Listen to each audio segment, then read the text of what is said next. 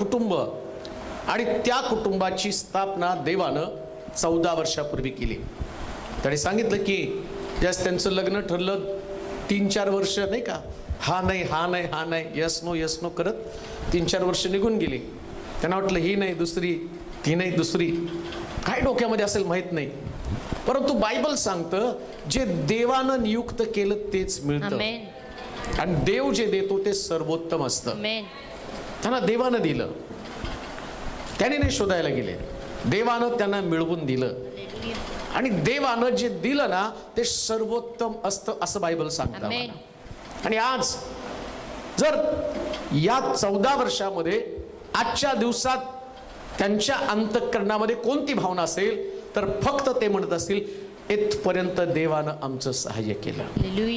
कुटुंब चालवत असताना, पती पत्नी लेकरं हे सगळे एक राहत असताना देवानं सहाय्य केल्याशिवाय कुटुंब एकत्र राहू शकत नाही. या दिवसामध्ये जगामध्ये सगळ्यात मोठी समस्या काय असेल तर परिवार, कुटुंब. कुटुंबामध्ये असणारे मतभेद, त्यांच्यामध्ये देवाचं भय नसल्या कारणानं, परमेश्वराचा अनुग्रह त्यांच्यावरती नसल्या कारणानं आज कुटुंब व्यवस्था कोलमडलेली आहे.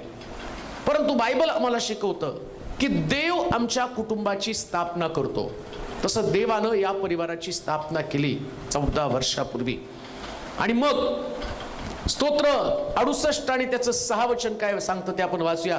स्तोत्र संहिता त्याचा 68वा अध्याय आणि त्याचं 6 वचन.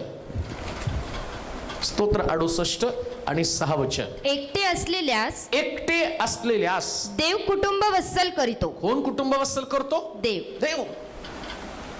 हे देवानं त्यांना एकत्र आणलं का? त्यांचं एकटेपण जावं. लक्षात ठेवा, ज्यावेळेस सृष्टीची निर्मिती झाली आणि देवानं प्रत्येक वस्तू, प्रत्येक प्राणी, प्रत्येक पशु पक्षी निर्माण केला आणि या निर्मितीमध्ये त्यानं आदामाची निर्मिती ठेवली. आणि देवानं पाहिलं हा आदाम या निर्माण केलेल्या वस्तूमध्ये रमत नाही, त्याचं एकटेपण देवानं पाहिलं. आणि शास्त्र काय सांगतं माहिती का? देव म्हटला मनुष्य एकटा असावं हे बरं नाही. देवाला मनुष्याचं एकटेपण घालवण्यासाठी त्यानं पुष्कळ करमणुकीच्या वस्तू त्या ठिकाणी ठेवलेल्या होत्या नाही का. आज सुद्धा मी पाहतो की माणसाला जास्त करमत नाही तो बागेमध्ये जातो. कशासाठी? प्राणी आहे नाही, प्राणी बघायला. मग देवाने एवढी सुंदर बाग ऑलरेडी तयार करून ठेवली होती, त्याच्यामध्ये पशु पक्षी प्राणी, नद्या नाले डोंगर पर्वत सगळं काही सुंदर होतं. पण तरी सुद्धा त्याच्यामध्ये त्याचं मन रमलं नाही. आणि बायबल सांगतं की देवानं त्याच्यासाठी अनुरूपसा म्हणजे त्याच्यासारखा, मीनाक्षीला देवानं सूरज सारखं बनवलं. आणि दोघांकडे पाहिल्यावर ते वाटतं की नाही दोघं मेड फॉर इच अदर आहे नाही का. दोघांकडे बघा तुम्हीच लगेच कळतं की अनुरूपसा सहकारी कसा असावा. तर देवानं त्यांच्यामधनं जे त्यांच्यासाठी योग्य, आता मी त्यांनाच म्हणत नाही बरं का, नाही तर तुम्ही म्हणाल मग आम्ही काय मिसमॅच आहेत का? सगळे तुम्ही जे आहात ना, जे तुम्ही एवढे वर्ष एकत्र आहात, देवानं तुम्हाला मॅचिंग केलेलं आहे. तुम्हाला एकमेकासाठी बनवलेलं आहे, एकटं पण घालवलं. म्हणून दावीद सुद्धा स्तोत्रामध्ये काय म्हणतो, काय लिहिलंय? मनुष्य एकटे असलेल्यास देव कुटुंब वत्सल करतो. ज्यांना कुटुंब वत्सल कोण केलं तर देवानं. अजून काय लिहिले वाचा बरं. बंदीवानास बाहेर काढून भाग्यवान करीतो. कुटुंब वत्सल करतो म्हणजे काय करतो? भाग्यवान करतो म्हणजे कुटुंब वत्सल करतो. काही लोक म्हणतात लॉटरी लागली भाग्य उजळलं. सूरजला मीनाक्षी, मीनाक्षीला सूरज लॉटरी लागली. देवानं त्यांना भाग्यवान केलेलं आहे. सगळ्यात मोठं भाग्य ते त्यांचं आहे. का त्यांचं भाग्य आहे? पैसा असल्यावर मनुष्याला बरं वाटतं का? बरेच पैसा असून उपयोग काय हो, बायको नाहीये का? पैसा असून उपयोग काय, बायको नाहीये. आणि देवानं त्यांना सुंदर पत्नी दिली. आणि लक्षात ठेवा, पती पत्नी हे दोघं एकमेकांची गरज आहे. कधी कधी डायलॉग मारतो आम्ही, जा मला तुझी गरज नाही. गरज नव्हती तर का तुझी झोप उडली होती एदेन बागेमध्ये नाही का? तुझा चेहरा सुकला होता का? तुला असं वाटलं की मी एकटा आहे. तुझं एकटेपण घालवण्यासाठी देवानं फार परिश्रमानं हवा बनवली, लक्षात घ्या. आमेन. ते फार परिश्रमानं. आदाम बनवताना त्यानं विचार केला नाही, त्यानं आपल्यासारखा आदाम बनवला. पण हवा बनवण्यासाठी त्यानं विचार केला. त्याला माहितीये या दोघांना एकत्र राहायचंय, या बागेची निगा त्यांना राखायची. माझी योजना, माझा हेतू त्यांना सिद्धीस न्यायचा. देवाचा हेतू, देवाची योजना काय होती? त्यानं आणि देवाला अनेक लेकरांचा बाप बनायचं होता. त्याला आपली लेकरं पाहिजे होती. मग या दोघांना त्यानं नियुक्त केलं, देवानं त्यांची स्थापना केली. आणि पवित्र शास्त्र काय सांगतं? त्यांचा एकटेपणा देवानं घालवला, दोघांचा पण एकटेपणा देवानं घालवला. आमेन. अजून असं त्या ठिकाणात लिहिलं, एक वचनामध्ये, त्याच वचनामध्ये काय लिहिलं पहा, बंदिवानास बाहेर काढून बंदिवानास बाहेर काढून भाग्यवान करीतो. म्हणजे मनुष्य ज्यास एकटा असतो ना, त्यास तो बंदिवान असतो, तो बंधनामध्ये असतो. मीनाक्षी एकटी, सूरज एकटे, पण ते बंदिवानामध्ये होते. कोणतं बंधन होतं त्यांच्यामध्ये? पहा, आई वडील लगेच ओळखतात मुलाचं मुलीचं लग्नाचं वय झालं. कशावर? सारखा दुःखी दुःखी राहायला लागतो, उदास उदास राहायला लागतो. एक त्याला कसं कसं तरी व्हायला लागतं. कशात मन लागत नाही, जेवण गोड लागत नाही, झोप लागत नाही. आणि इकडं तिकडं बघितल्यावर उगाच त्याला सगळं चांगलं असताना सुद्धा असं वाटतं की काहीच जीवनामध्ये चांगलं नाही. तो बंदिवान आहे. आणि बायबल सांगतं देव बंदिवासामधनं काढण्यासाठी अनुरूपशा सहकारी देतो. त्यांची बंधनं तुटली जातात. पत्नी ही एक अशी गोष्ट आहे, पती ही एक अशी गोष्ट आहे की तो पती किंवा ती पत्नी दोघं एकमेकाला बंदिवानातनं बाहेर काढतात. दुसऱ्या भाषेमध्ये असं सांगेल, पती पत्नीची स्थापनाच मुळात देवानं कशासाठी केली माहिती का? पत्नीनं पतीला बंधनातनं बाहेर काढायचं असतं, लेकरांना बंधनातनं बाहेर काढायचं असतं. त्यांच्या बरोबर त्यांनी खांद्याला खांदा. असं म्हणू नका, पत्नीने कधी म्हणू नये की त्याचा स्वभाव बदलत नाही. ते बंधन आहे त्याचं, काहीतरी त्याच्यामध्ये बंधन आहे, काहीतरी त्याच्यामध्ये नकारात्मक गोष्टी आहे. आणि त्याचं बंधन कदाचित व्यसन असेल, कदाचित वाईट सवय असेल. पण या सवयीतनं बाहेर काढण्यासाठी तर प्रभूने एक सुंदर प्रकारची जोडीदार दिलेली आहे, एक सुंदर प्रकारचा जोडीदार दिला. आणि म्हणून पवित्र शास्त्र काय सांगतो माहिती का? त्यांचा एकटेपणा घालवावा आणि त्यांची बंधनातनं त्यांना बाहेर काढावं. ही देवाची कुटुंबासंबंधाची योजना आहे. कशासाठी देवानं त्यांना एकत्र आणलं, कुटुंब का बनवलं? तो की त्यांचा पहिलीच गोष्ट, त्यांचा बंदिवास संपला पाहिजे, त्यांच्यातलं एकाकीपण गेलं पाहिजे, त्यांच्यातली निराशा गेली पाहिजे, त्यांच्यातलं कष्ट निघून गेलं पाहिजे. अजून एक वचन वाचा म्हणजे तुम्हाला समजेल. उपदेशकाचं पुस्तक 4 अध्याय 7 पासून 12 पर्यंतची वचनं पहा. उपदेशकाचं पुस्तक 4 अध्याय 7 पासून 12 पर्यंतची वचनं. मग मी फिरून भूतलावरील व्यर्थ गोष्टी पाहिल्या. तो मी पृथ्वी तलावर फिरून, नीट ऐका बरं का, पृथ्वी तलावर फिरून भूतलावरील व्यर्थ गोष्टी पाहिल्या. व्यर्थ गोष्टी पाहिल्या. कोणी एकटाच असून. काय व्यर्थ? एकटं असणं व्यर्थ. म्हणजे आता खरा 14 वर्षापूर्वी दोघांच्या जीवनाला अर्थ प्राप्त झाला. उपदेशक सांगतो बरं का, ज्ञानी व्यक्ती. उपदेशक काय म्हणतो माहिती का? मी या पृथ्वी तलावर व्यर्थ गोष्टी पाहिल्या. कोणत्या व्यर्थ गोष्टी आहे? माणूस एकटा फिरतो ते व्यर्थ आहे. का व्यर्थ आहे? काय म्हटलं त्याच्यामध्ये दिलंय त्यानं. कोणी एकटाच असून. कोणी एकटाच असून त्याला दुसरा कोणी नाही. त्याला दुसरा कोणी नाही. त्याला पुत्र किंवा बंधू नाही. त्याला पुत्र नाही, बंधू नाही. तरी त्याच्या कष्टाला अंत नाही. अंत नाही. व धनाने त्याच्या नेत्रांची तृप्ती होत नाही. पैसा कमवला तरी तृप्ती नाही. का? बायको बघितली तर तृप्ती. वचनात लिहिलंय नाही का? किती पण कमव सूरज, पण मीनाक्षीला बघितल्यावर लाख रुपयाचं मोल मीनाक्षी समोर काहीच नाही. का? कारण हे शास्त्र सांगतं. आणि मीनाक्षीला पण माझं तेच सांगणं आहे की ज्या वेळेस तुझ्या दागिन्यापेक्षा सुद्धा मोलवान, नेत्राला तृप्त करणारी गोष्ट काय असेल तर सूरज. हे पवित्र शास्त्रात लिहिलं. बाकी सगळ्या गोष्टी व्यर्थ आहेत. उपदेशक म्हणतो, ज्ञानी व्यक्ती म्हणतो, काय त्याचं ज्ञान आहे? जो एकटा आहे त्याच्या नेत्राला कशाचीच तृप्ती होत नाही. त्याचं मन अशांत असतं, त्याचं मन सगळ्या प्रकारच्या पिढीनं भरलेलं असतं. त्याच्या नेत्राला तृप्ती व्हावी म्हणून तर बायबल सांगतं. एवढं सगळं देवानं आदामाला दाखवलं ना, पण आदामाच्या तोंडातनं चकार शब्द निघाला नाही. पण बायकोला बघितल्या आधी तो मॅन होता आणि त्या बायकोला बघितल्यावर मॅन म्हणजे एकदम त्याला आश्चर्यचकित झालं. अरे बाप रे, जे मला पाहिजे ते मिळालं. त्याचे नेत्र खिळले. त्यानं पत्नीला पाहिल्याबरोबर त्याच्या तोंडातलं शब्द, आश्चर्यकारक शब्द. देवानं एवढ्या आश्चर्यकारक गोष्टी जगामध्ये निर्माण केल्या, पण पत्नी जी आहे ना ती सगळ्यात जास्त आश्चर्यकारक आहे असं शास्त्र सांगतं. बरं का, मी नाही सांगत. हालेलुया. सगळ्यात आश्चर्यकारक गोष्ट कोणती असेल, वंडरफुल गोष्ट कोणती असेल तर कुटुंब. आता बाकीच्या लगेच लग्नाला पळू नका बरं का. त्यांचा लग्नाचा वाढदिवस आहे म्हणून सांगायला नाही तर जाताल घरी आमचं बी करा, आमचं बी करा, आम्हाला वंडरफुल त्या भानगडी करू नका. शास्त्र सांगतं पत्नी किंवा पती हे सगळ्यात आश्चर्यकारक गोष्ट आहे. आणि देवानं त्यांना ते आश्चर्यकारक बनवलेलं आहे. नेत्रांची तृप्ती करण्यासाठी, समाधान मिळण्यासाठी, सांत्वन मिळण्यासाठी. का त्या देवानं कुटुंब वत्सल केलं आणि त्याच्या संबंधाने म्हटलं की जो आधी स्तोत्र 68:6 वाचा, मग परत आपण त्या वचनाकडे जाऊ. एकटे असलेल्यास देव कुटुंब वत्सल करीतो, बंदिवानास बाहेर काढून भाग्यवान करतो. बायबल सांगतं की देव ज्यावेळेस मनुष्याचं एकटपण घालवतो ना त्याच दिवशी त्याचं भाग्य उजळतं.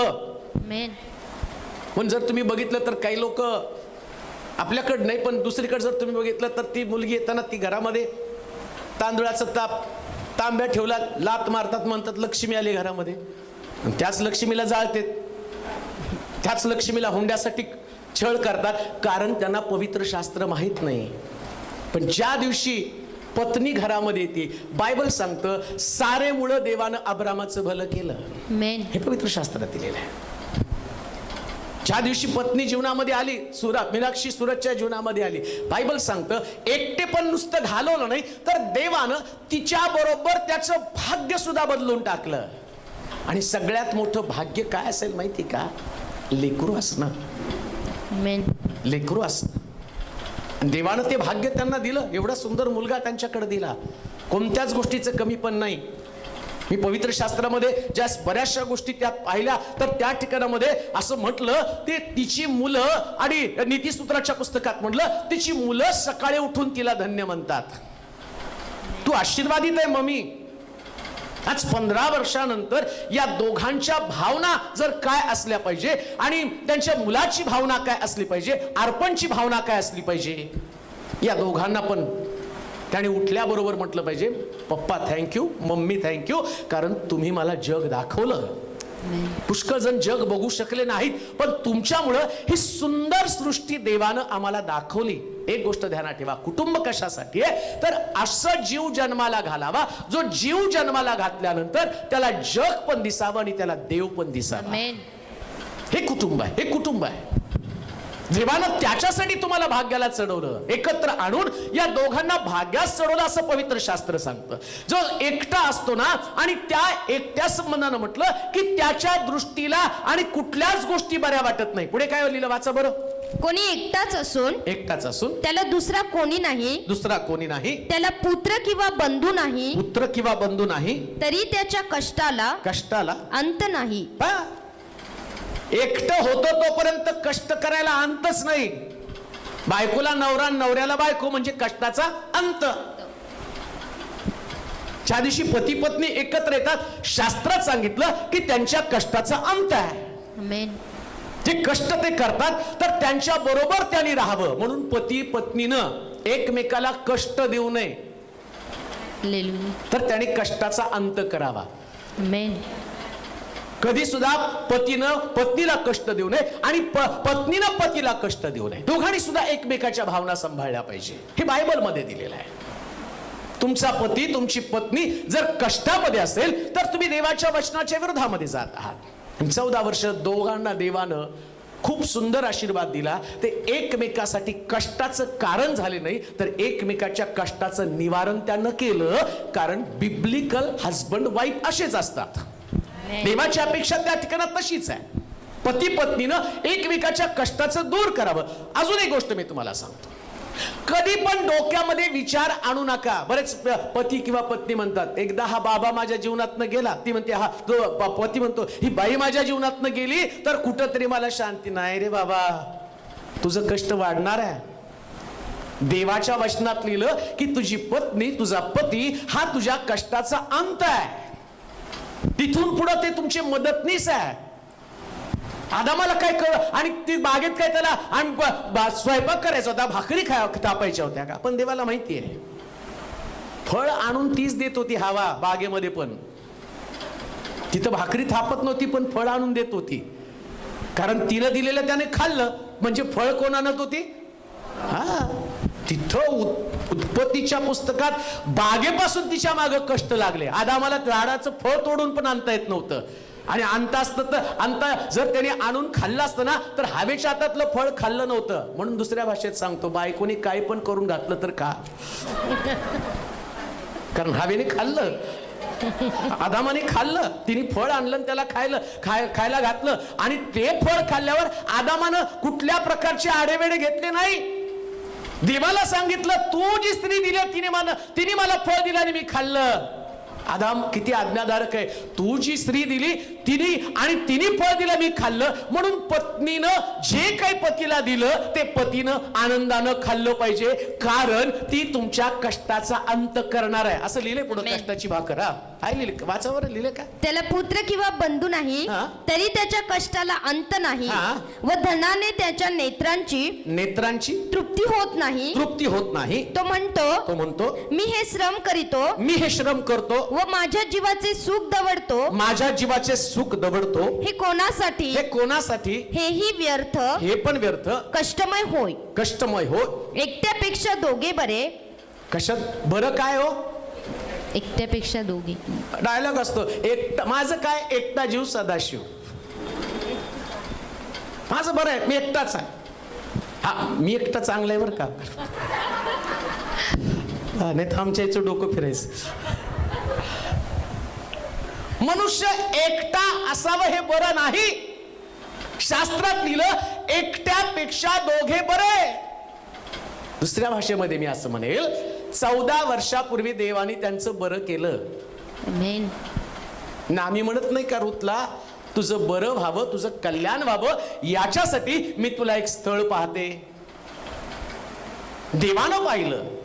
पुन्हा मी त्यांना सांगेल, हे कोणा व्यक्तीने जुळवलं नाही. व्यक्तीने जुळवलं असतं तर रोज माझ्याकडे आले असते, पाळक साहेब ती अशी करते आणि ते आले असते सूरज असा करतो. पण ते दोघं पण तिथं येत नाही का? कारण देवाला माहितीये मेड फॉर इच अदर. अजून एक गोष्ट तुम्हाला सांगतो, बायबलमध्ये या कुटुंबाला इतकं महत्व आहे कुटुंब व्यवस्थेला, आणि कुटुंबासंबंधानं देवाचे इतके सुंदर विचार आहेत. आणि त्या विचारांमध्ये शास्त्रात लिहिल्याप्रमाणे तो म्हणतो की जो एकटा असतो ते बरं नाही. आज तुमच्या परिवारामध्ये तुमची पत्नी, तुमचे पती, तुमचे लेकरं तुमच्या बरोबर आहे, कारण तुम्ही बरं जीवन जगत आहात आणि देवानं तुम्हाला बरं ठेवलेलं आहे. अर्पण तुमच्या बरोबर आहे, कारण तो तुमच्या आज्ञेचं पालन करत आहे. आणि किती चांगली गोष्ट, तिघच्या तिघ सेवेमध्ये नाही का? सेवेपासून दूर नाही. बऱ्याच आई वडिलांच्या तक्रारी असतात, लेकरं चर्चमध्ये बसत नाही, त्यांना देवाचं वचन आवडत नाही. सुरुवातीला आल्यावर तो थोडासा लाजाळू होता, पण आता जर तुम्ही बघितलं तर त्यांच्यासारखाच बनलाय, बरोबर नाही का? तिथं बसून शिट्ट्या वाजवतो. पूर्वी वाजत होता का? कोणाला काय त्याला हातात नाच म्हणलं तर रडायचा तो. पण देव बनवत कसा असतो पहा. परमेश्वर घर बांधत नाही तर बांधणाऱ्याची श्रम. देव बांधतो, प्रत्येकाला विचार घालतो डोक्यामध्ये, कारण देवाला तुमचं बरं करायचंय. देवानं तुम्हाला एकत्र जोडलं तर तो बरंच करणार आहे. म्हणून सगळ्यात उत्तम गोष्ट काय, कुटुंब स्थापन करत असताना देवाचीच योजना त्याच्यामध्ये असली पाहिजे. देवाची योजना, देवानं ते दिलं पाहिजे. सर्वोत्तम अशा प्रकारच्या गोष्टी देव देतो. वाचा पुढे वचन, एकट्यापेक्षा दोघे बरे, कारण त्यांच्या श्रमाचं त्यांना चांगले फळ प्राप्त होते. चांगलं फळ प्राप्त होतं. त्यातला एक पडला तर त्याचा सोबती त्याला हात दे. कुटुंबामध्ये जर कोणी पडला, नवरा पडला, बायको पडली, तर सोबत्यानं तिला हात दिला पाहिजे, सोबत्यानं त्यांची मदत केली पाहिजे. त्यांनी दौंडी नाही पिटवायची, माझा नवरा असा माझी बायको तशी. हे बिब्लिकल नाही. सोबत्यानं काय केलं पाहिजे तर दोघांना एकमेकाला उचललं पाहिजे, धीर दिला पाहिजे, आधार दिला पाहिजे. आणि 14 वर्षात तुम्ही ते केलेलं आहे. ते केल्यामुळेच तुम्ही दोघं पण स्थिर आहात. ना पती पत्नी कोणाची तक्रार करत आहे, ना तुम्हाला कोणी दोष देत आहे. याचं कारण काय, तुम्ही कोणाला पडू देत नाही. कुटुंबात ते फार महत्वाचं आहे. काही गोष्टी मानसिक दृष्टिकोनातनं आम्ही एकमेकाकडे पाहत असताना सॅटिस्फॅक्शन कधीच कोणाला मिळत नाही. कोणालाच नसतं प्रियाने सॅटिस्फॅक्शन. एक दिन बागेमध्ये दोनच नवरा बायको तिथं होते, पण त्यांच्यात तक्रारी झाल्या नाही. फक्त देवानं त्याला विचारलं फळ खाल्लं का, त्यास त्यांनी तक्रार केलं, मी नाही, तो दिलेल्या सहकारणीने खाल्लं. मग दुसरा जर असता तर मला वाटतं घटस्फोट तिथंच झाला असता बागेत, नाही का? तुझ्यामुळं बागेतनं घराच्या बाहेर काढलं. अहो, लेकरांना आई वडिलांनी घराच्या बाहेर काढलं तर तो बायकोर कितीतरी भांडतो, तुझ्यामुळं माझ्या बापाचं घर सोडावं लागलं. आदामाला तर तिथं बागेमध्ये काही काम नव्हतं, बागेतनं बाहेर काढल्यावर देव म्हटला तुझ्या कष्टाला अंत नाही. बागेतनं बाहेर काढलं, पण देवाच्या वचनाला ते बांधलेले असल्या कारणानं काय होतं देवाचं वचन, इथून पुढं पुरुष आपल्या आई बापा सोडून आपल्या स्त्री जडून राहील. देव बोलला तुला तुझ्या स्त्रीला जडून राहावं लागेल. आणि जडून राहिल्यावर जरी तिने चुकीची गोष्ट केली तरी सुद्धा तो तिला जडून राहिला, तरी तो तिच्या बरोबर राहिला. का? कारण त्याला आता बायबल हे आम्हाला सगळं पाळण्यासाठीच आहे. बायबल काय आम्हाला हे नाही मला नको ते मला नको असं नाहीये. हे पवित्र शास्त्र आम्हाला असं शिकवतं. हगारेने सारेनं चूक केली, हगारेला अब्रामाच्या स्वाधीन केलं, इश्माईल जन्माला आला. मग सारा म्हटली इश्माईल माझ्या घरात राहायला नाही पाहिजे, आणि शास्त्र सांगता अब्रामाला ते वाईट वाटलं. देव काय म्हटला, सारा जी सांगते ती कर. एक गोष्ट लक्षात ठेवा, कुटुंब चालवायचं तर लोकांनी तुम्हाला बायकोचा बैल म्हणू द्या, ताटाखालचं मांजर म्हणू द्या, पण देव म्हणतो सारा जे सांगते तेच कर. आमेन. आमीन म्हणाल का? आमेन. मीनाक्षीचा आमीन लय जोरात. हे बायबल सांगतं बरं का. किती पण आई वडिलांनी लग्न होताना मुलाच्या कानात सांगते बाबा पायातलं वाहन पायातच ठेवायचं नाही रे बाबा. देवानं सांगितलं हृदयाजवळ ठेवायचं. फासळी काढली ना, पत्नी पतीच्या हृदयातच असली पाहिजे. हृदयातल्या गोष्टी पत्नीशी शेअर पण करता आल्या पाहिजे. का फासळी काढली? कारण शेअरिंग आहे, सगळं इथंच असतं, मनामध्ये सगळं साठलेलं असतं. आणि ज्या पती पत्नी एकमेकाचं मन एकमेकासमोर उघड करतात ना, त्यांचं कुटुंब हे निकोप कुटुंब असतं, स्वच्छ कुटुंब असतं. एकमेकाशी पडू नये. का मनुष्य पडतो? एकटा असल्यावर पडतो. एकटेपण असल्या कारणानं, एकटेपण असणं म्हणजे शेअरिंग नाहीये. मनामध्ये चाललेले विचार एकमेकाला समजावून सांगत नाही. तुम्हाला असं वाटतं तुमचे प्रश्न तुम्ही सोडवू शकता, पुरुषाला असं वाटतं मी प्रत्येक गोष्ट करण्यासाठी समर्थ आहे, पण बायबल तसं नाही शिकवत. ते शेअरिंग करण्यासाठी सांगतं. ती सहकारणी तुझी मदतनीस आहे. आदाम पण तुझा मदतनीस आहे, हवा पण तुझी मदतनीस. तुम्ही एकमेकाचे मदतनीस आहात. तुम्ही एकमेकाला जोडून राहिलं पाहिजे. 15 वर्षानंतर 14 वर्षानंतर तुमच्याकडे आणि जास्त प्रगल्भता यायला पाहिजे. अजून एक गोष्ट मी तुम्हाला सांगतो, पवित्र शास्त्रामध्ये सगळ्यात जास्त महत्व कुटुंबाला आहे. वाचूया तिमोथेचं पहिलं पत्र 3रा अध्याय 4 आणि 5 वचन. तिमोथेचं पहिलं पत्र 3रा अध्याय 4 आणि 5 वचन वाचा. आपल्या घरची व्यवस्था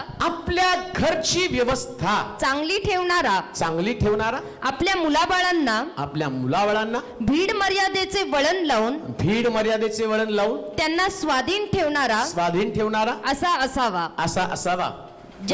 ज्याला आपल्या घरची व्यवस्था चांगली ठेवता येत नाही तो देवाच्या मंडळीचा सांभाळ कसा करेल.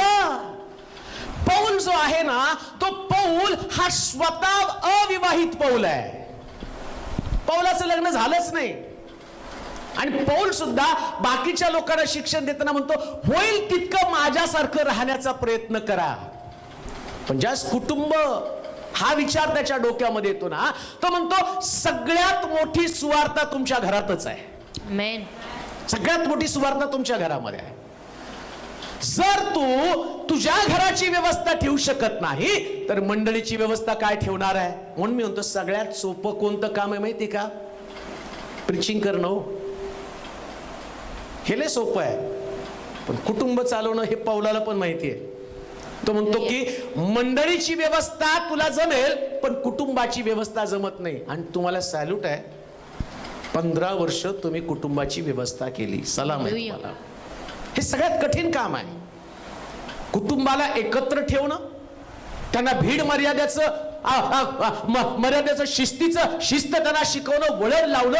आणि पौलाचं मत काय? तो म्हणतो हे तुम्ही सेवा जे आणि याच्यानंतर पहिलं तुमचं कुटुंब, पहिले कुटुंबाच्या जबाबदाऱ्या, पहिले तुमच्या कुटुंबातली प्रत्येक व्यक्ती, पहिलं पती, पहिली पत्नी, पहिला मुलगा, मग तुमच्या घरामधले लोक, या ठिकाणात तुम्हाला व्यवस्था करायची. मग देवाच्या मंडळीची व्यवस्था तुम्हाला करायची. जर देवाच्या कुटुंबाची व्यवस्था करता येत नाही तर देवाच्या मंडळीची व्यवस्था तुम्ही कशी कराल? हे पौलाचं मत आहे. कोण पौल? जो अविवाहित असणारा पौल. पण पौल त्याच्या लोकांना आणि हे पत्र लिहिताना, तिमोथेला पत्र लिहिताना म्हणतो, तिमोथ्या एक गोष्ट ध्यानात ठेव, ज्यास तू चर्चचा विचार करशील ना, तर पहिल्यांदा तुला तुझ्या कुटुंबाचा विचार करावा लागणार आहे.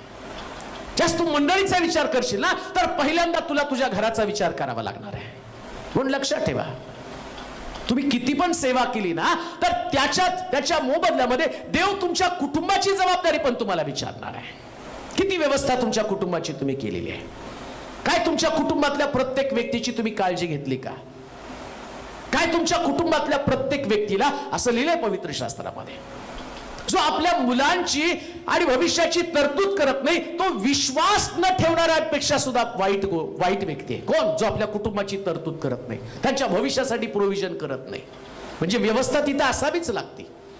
कुटुंबाच्या व्यवस्थेला देवानं तितकंच महत्व दिलं. आणि पौल ते निक्षून सांगत आहे तिमोथेला, तिमोथ्या एक गोष्ट ध्यानात ठेव, माझ्याबरोबर सेवा करत असताना जसा मी राहिलो तसं मी पुष्कळ लोकांना राहण्याचा प्रयत्न करतो सांगतो. पण एकदा का संसारामध्ये पडला, लक्षात ठेवा, संसारात पडल्यावर संसार करायचा.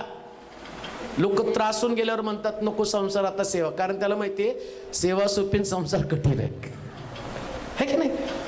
सेवा सोपीन संसार कठीण आहे. हिमालयामध्ये लोक जाऊन का बसतात? संसार कठीण आहे. कुटुंब चालवणं फार कठीण आहे. सेवा करणं सोपं आहे, कारण इथं तुम्ही सगळे ऐकता. तुम्ही काय मला प्रत्युत्तर करणारे असं का बोलता? घरामध्ये दाखवा बरं एकमेकाचं ऐकून. ते फार कठीण असतं. रागात तुम्ही, आता प्रत्येक घरात पाऊल टाकल्यावरच असतं, तुम्हाला कळतच नाही हो, ती म्हणते मीनाक्षीने जनरल सांगायला लागलो. मग तिकडून डायलॉग कळतो, हा तुला माझ्यापेक्षा जास्त अक्कल आहे. म्हणजे कुटुंबात एकमेकाचं ऐकू शकत नाही. आणि मी प्रीचिंग करताना सगळ्याला ऐकावंच लागतं, कारण मी बायबलच घेऊन बसलेलो आहे ना, आणि मी माझं मत सांगत नाही, देवाचं मत सांगतो. म्हणजे हे सगळ्यात सोपं आहे. मग कुटुंब चालवणं किती कठीण आहे. म्हणून पौल तिमोथेला काय म्हणतो, पहिले घरची व्यवस्था कर, मग मंडळीची व्यवस्था कर. मंडळीची व्यवस्था करणं ही दुय्यम बाब आहे. ज्यांनी कुटुंब आणि आपलं स्थापित केलं त्यानं पहिले घरची व्यवस्था करायची, मग सेवा करायची, मग मिनिस्ट्री करायची, मग मंडळीचं काम करायचं. कारण देवानं पहिल्यांदा कुटुंब स्थापलं. काय स्थापलं? कुटुंब. आदाम, हवा, त्याची लेकरं. बागेतनं बाहेर पडण्याचं कारणच काय? आता बागेत लेकरं झाली का? नाही. दोघं पण संन्यासी, दोघं पण देवाचा आवाज ऐकत होते, दोघं सुद्धा एकमेकाची फक्त मदत करत होते. बागेतनं बाहेर आले, दुसऱ्या भाषेत सेवेतनं बाहेर आले, मग देवानं त्यांना कुटुंब दिलं, मग ते कुटुंब चालवायला लागले. तसं लक्षात ठेवा, सेवा जितकी महत्वाची आहे ना, तितकं कुटुंब पण महत्वाचं आहे. मग त्याच म्हणायचं नाही की नाही आता मला सेवाच महत्वाची, मुलाला नाही सांगायचं तू गप्प बस, सेवा करू का ते बघू. नाही, पहिले कुटुंब. हे बायबलमध्ये दिलंय. हे बायबलमध्ये आदर्श कुटुंब. 14 वर्षामध्ये काय तुम्हाला शिकायला मिळालं? कोणत्या गोष्टी तुम्ही आत्मसात केल्या? तर पवित्र शास्त्र सांगतं की परमेश्वरानं कुटुंबाची स्थापना केली. वाचा ते वचन पुन्हा एकदा. हा, ज्याला आपल्या घरची व्यवस्था चांगली ठेवता येत नाही, चांगली ठेवता येत नाही, तो देवाच्या मंडळीचा संभाळ कसा करील? त्याने गर्वाने फुगून जाऊन सैतानाप्रमाणे शिक्षेत पडू नये. काय म्हटलं तिथं? जर कुटुंबाची व्यवस्था नीट राखता आली नाही तर सैतानासारखा शिक्षेला पात्र होतो. मग सैतानाला कोणती शिक्षा दिली? देवानं त्याला स्वर्गातनं खाली टाकलं. नीट ऐका, ज्यावेळेस तुम्हाला कुटुंब व्यवस्था नीट ठेवता येत नाही ना, देव त्याच्या समक्षतेपासून आम्हाला टाकून देतो. जी जागा, जे स्थान देवानं तुम्हाला दिलेलं आहे, या स्थानाचं कारणच काय? तुमचं कुटुंब. आणि जसं यहोशुवा म्हणतो, मी आणि माझं घराणं परमेश्वराची सेवा करेल. आमेन. मी आणि माझं घराणं, नुसतं मी नाही. नुसतं ते नाही, मीनाक्षी, सूरज, अर्पण, आमचं घराणं हे किती महत्वाचं आहे की ज्याच्यामध्ये परमेश्वराचं वचन आम्हाला शिकवतं की आम्ही कुटुंब स्थापन करत असताना देवाचा हेतू, देवाचा उद्देश काय, देवानं बेस्ट भाग्य तुम्हाला दिलेलं आहे. का देव कुटुंबाकडे लक्ष देतो? का देवानं कुटुंबाच्या बाबतीत एवढे कडक नियम दिलेले आहेत? आता परत जाऊया 68वा अध्याय, स्तोत्र आणि 6वं वचन. म्हणजे देवाचा हेतू, देव काय एवढे कडक नियम कुटुंबासंबंधाने देते? एकटे असलेल्यास देव कुटुंब वत्सल करीतो. देव कुटुंब वत्सल करतो. बंदिवानास बाहेर काढून बाहेर काढून भाग्यवान करीतो. म्हणजे देवानं तुमचं भाग्य बदलण्यासाठी, तुमचं नशीब बदलण्यासाठी, कोणाला हात दाखवू नका बरं का. बरेच वेळ काय ज्योतिषी काय लिहिलेलं सांगा हो, माझा नवरा कधी बदलेल, माझी बायको कधी बदलेल. नका हात दाखवू. तुमची बायकोच तुमचं नशीब आहे, तुमचा नवराच तुमचं नशीब आहे, हे शास्त्रात लिहिलेलं आहे. मग देवानं तुमचं भाग्य पालटण्यासाठी तुम्हाला दोघांना एकमेकाला दिलं. आता तुम्ही दोघं पण एकटे राहिले नाहीत. तुमच्या भाग्याला चढवण्यासाठी अर्पण नावाचं पण एक सुंदर वस्तू तुमच्यामध्ये पाठवली. मग आता तो काय म्हणतो, मी सगळं तुला चांगलं दिलं, मग पहिल्यांदा तुला तुझ्या घराची व्यवस्था करावी लागेल, मग मंडळीची व्यवस्था करावी लागेल. देवाचा सिक्वेन्स आहे. आम्हाला ते समजत नाही. कधी कधी आम्हाला असं वाटतं की मी प्रभूचं काम करावं, देव आम्हाला कुटुंबाकडे घेऊन जातो. अरे, मी तुझ्या जीवनात चांगलं काय दिलं? सेवा 100% चांगली आहे, पण देवाच्या दृष्टिकोनातनं चांगलं काय? कुटुंब. कुटुंब चांगलं आहे. मग हीच समस्या त्या काळात पौलाच्या काळामध्ये लोकांमध्ये येते. मग पौल काय म्हटलं, होईल तितकं माझ्यासारखं राहण्याचा. पण झालंच नाही, तुम्हाला जमलंच नाही तर लग्न करा, लेकरं होऊ द्या. आता लग्न केलं, लेकर झाले तर मग मात्र माझ्यासारखं होऊ नका. समजलं का? आता लग्न झालं, लेकरं झाले, आता माझ्यासारखं होऊ नका. मी तुम्हाला आधीच सांगितलं होतं ना माझ्यासारखं व्हा. म्हणून मी त्या भानगडीत पडत नाही बरं का. देव तुम्हाला कुटुंब वत्सल करतो. तुमच्या कुटुंबाकडे लक्ष लागलंच पाहिजे. तुमचं सेवा महत्वाची आहे, पण कुटुंब सगळ्यात बेस्ट देवाच्या दृष्टिकोनातनं काय? कुटुंब. देवाला काय तुमच्या या भानप परिवारातनं कोणता शब्द ऐकायला उत्सुक आहे देव माहिती का? यहोशुवासारखं तुम्ही म्हणावं, मी आणि माझं घराणं तर परमेश्वराची सेवा करेल. एकटं नाही, एकटं नाही. आणि तुम्ही खूप चांगलं केलेलं आहे. आवडतं मला हे कुटुंब, आवडतं. मंडळीतले अनेक कुटुंब मला आवडतात. मला असं वाटतं की मंडळी ज्या लेवलला देवानं आणलेली ना, तिथं देवाचं व्हिजन पूर्ण होत आहे. आपल्या चर्चमध्ये जे कुटुंब असणारे लोक आहेत ते एकटे कधी येत नाहीत. ते आहेत, पण त्यांची लेकरं पण प्रार्थनेमध्ये आहेत, लेकरं पण सेवेमध्ये आहेत. याचं प्रतिफळ देव तुम्हाला देणार आहे याचं. आणि देवापासून तुम्हाला पारितोषिक आहे, देवापासून तुम्हाला बक्षीस आहे.